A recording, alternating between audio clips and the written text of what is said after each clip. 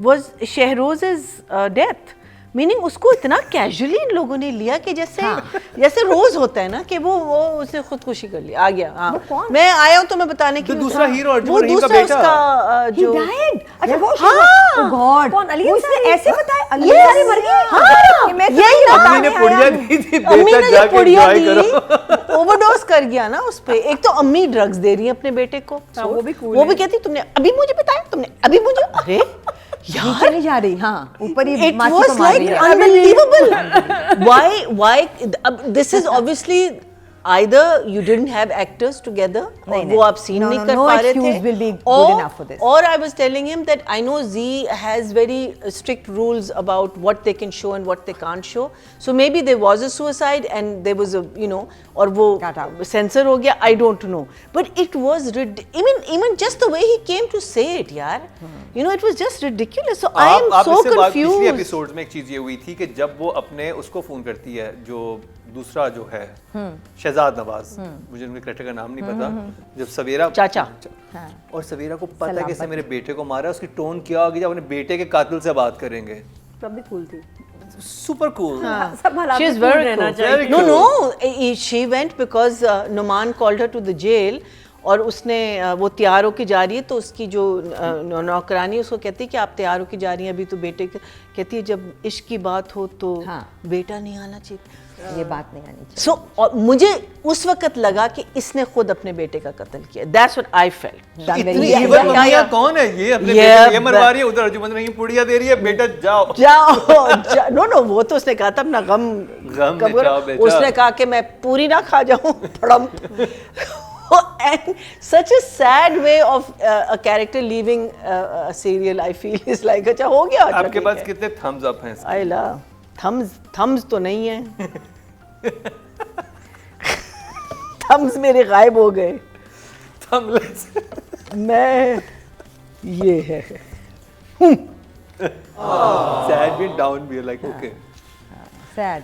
नादिया आप उस पहले प्लीज तबसरा कीजिए जब अर्जुन रहीम नाश्ते की टेबल पे कहती है अच्छा ब्रेकअप, उसने शादी कर ली, अच्छा बड़े आराम से, और उसका कोई रिएक्शन ही नहीं है। जिस लड़की के लिए वो चीज़ें उठा के फेंकता था कि सड़कों पे लड़ पड़ता था, उसे खींचता था कहीं से भी, उसकी शादी होने वाली, वो बताती कि तुम्हारी बेटी तो उससे तो निकाह कर लिया जाए। और जो भी इंटरफेरेंस है वो इंटरफेरेंस नहीं, जो भी उनके कंसर्न्स होते हैं तो फिर एक पूरी हमारी वो होती थी conference call where the director was there, producer was there, everyone was there. And वही हम उसको thrash out करते थे and we would continue. But the story, yes, it goes to them. जब तक वो approve नहीं करते आप you can't go on set without that. उनकी concerns आती हैं वो हम ठीक करते थे and then we used to. So I can't see this much of a conflict और बाद में because ये सारी चीज़ें हो रही हैं before. So I don't know, I'm not sure because I had a very pleasant experience with them. Yes, and there were a lot of times we said sorry, this cannot be done or we don't want this, and then they said sorry, this you can't do, like wo thappad nahi, you can't slap a woman, you just can't, you can't lock her up, you can't show any kind of उनके अपने थोड़े बहुत वो हैं, पूरा उनका वो आता है क्या कहते हैं इसको, कहते हैं ना बाइबल जो होता है कि आप dos and don'ts and all that. So I don't know. I'm not too sure how. अच्छा चले OTT के लिए बन रहा है. OTT के लिए ऐसे कर दे उनको ज़्यादा पसंद है. सिर्फ अपना ब्लेम हटा रहा है. मेरा सवाल सिर्फ ये है कि वो कह रहे हैं कि आप इसमें मजीद भंड डाल दें जो एक वर्ड यूज होता है तो आप OTT पे चलेगा. ये बन गई ना. नहीं. तो इसका मतलब है कि they are not on the same page. No. I'm working in a ऐसा ही play. Writing के नंबर. और कोई interference नहीं है. अगर है तो ड्रामे को खराब नहीं कर रहा कम से कम because the director has to be strong enough to either walk out और not let the play suffer.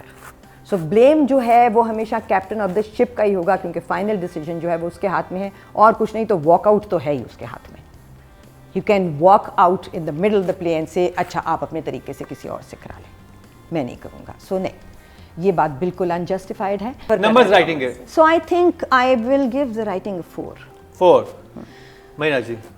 Like if you अगर आप कामली सब चीज़ें कन्फ्यूजन हटा के अगर आप कहानी देखें बुरी नहीं है बिकॉज देखें there is this girl she likes this guy she wants to meet him वो शायरी करता है then there is mistaken identity वो पकड़ा जाता है इसको like if you look at the actual characters and where it's going it's not a bad story I just think there is too much happening and maybe not enough avenues in the writing के वो हमें smoothly उस जगह तक ले आए. मुझे सिर्फ ये confusion लग रही है. Otherwise अगर देखा जाए कहानी में बहुत कुछ हो रहा है.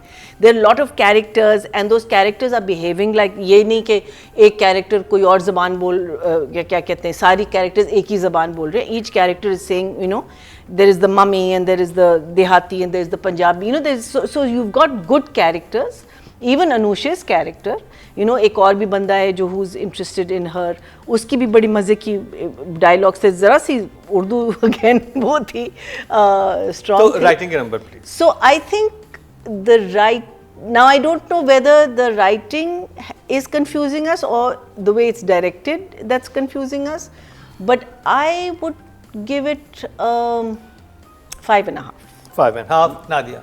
अब्दुल्लापुर का देवदास एपिसोड 12-11 जो हमने देखा, मुझे लगता है ये अब्दुल्लापुर में ही रहता ना ड्रामा तो बहुत अच्छा था. जिस तरह शुरू में चल रहा था वो, वहाँ का बैकड्रॉप, सब वहाँ के कैरेक्टर्स बहुत मज़े के थे. जब शहर में जो कैरेक्टर्स आ रहे हैं ना वो मज़े के नहीं है. इवन काशिफ का जो new influence. I wanted to give less than 4 but हमारे पास है नहीं, सो 4 फॉर डायरेक्शन. महीना जी. हमारे जो दो मेन कैरेक्टर्स हैं,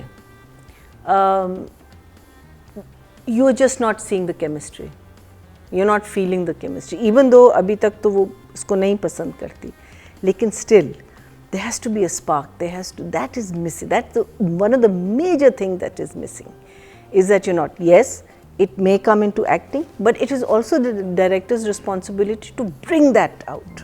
ये समझ रही है जो लड़का, रज़ा को समझ रही है ना कि ये देवदास है. Even the conversation there is no spark there also. It's like she's got a very blank, there's something very blank about her. You're not getting on board with this guy. She's irritating you more than anything else. And I feel that's such a huge part. Plus the music also is very, I'm not talking about the OST, I'm talking about the background music. Loud. Is also very monotonous और because scenes भी लंबे और वो एक ही चीज़ चल रही है. Some places I'm finding there's a light का भी issue and मसला. अगर दाढ़ी लगा रहे हैं तो कुछ थोड़ा बेहतर मेकअप आर्टिस्ट लगते हैं. मौलवी साहब. फेक दाढ़ी होते हैं ना जिसमें रबड़ बैंड होता है पीछे, मौलाना साहब का वो बहुत ही. और वो जो बातें हाथ पकड़ के ये फेल होता है, ये फाइल होता है, वो फूल होता है, यकीन माने मुझे कुछ समझ नहीं आया था.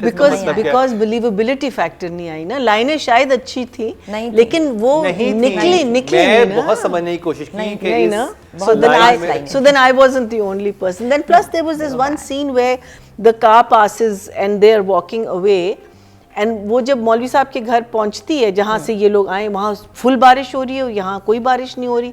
So you know there was a lot of question marks from the production side of it also as the director, and as the director I feel that he is just not been able to, either he's lost interest somewhere down the line, but he's not been able to convey the story